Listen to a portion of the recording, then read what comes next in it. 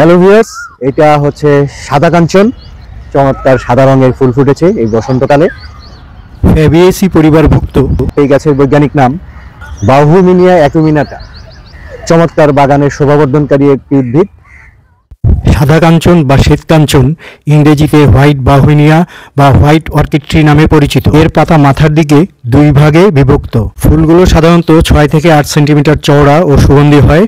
এর শুটিগুলো শিমের মতো প্রায় 1 ফুট লম্বা হয়। এতে 12 থেকে 16টি বীজ থাকে। চৈত্র মাসে নিষ্পত্র গাছে ঝুলন্ত ফলগুলি সশব্দে ফেটে বীজ ছড়িয়ে পড়ে এবং বীজ থেকে চারা উৎপন্ন হয়। শ্বেতকাঞ্চন ফুলের ঔষধি গুণাগুণও রয়েছে।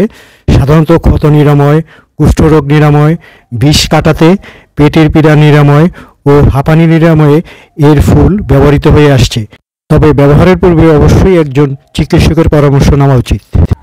ওকে, ধন্যবাদ সবাইকে।